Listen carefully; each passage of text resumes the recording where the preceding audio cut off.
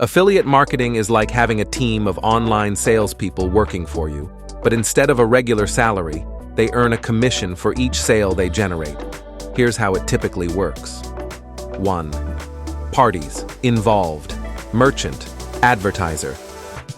This is the person or company that owns the product or service. They want to increase sales. Affiliate, publisher. This is the individual or entity that promotes the merchant's product. They earn a commission for each sale or lead they drive to the merchant. 2. Joining an affiliate program. Merchants usually have affiliate programs that people can join. This involves signing up and getting a unique affiliate link. 3. Getting an affiliate link. Once approved, the affiliate gets a unique tracking link. This link is used to track the traffic and sales that the affiliate generates. 4. Promoting the product service.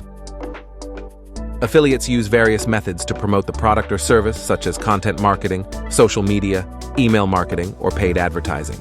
The key is to attract potential customers and encourage them to click on the affiliate link.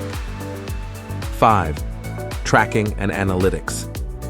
The unique affiliate link is crucial. It tracks the clicks, leads, and sales generated by the affiliate. 6. Earning commissions. When a person clicks on the affiliate link and makes a purchase or completes a desired action, like signing up for a trial, the affiliate earns a commission. 7. Payment. Commissions are paid out according to the terms of the affiliate program.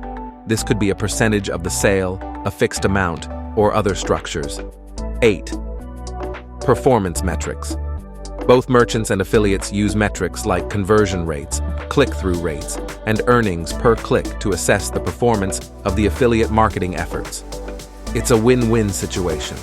The merchant gets increased sales without upfront costs, and the affiliate earns money for successfully promoting products or services.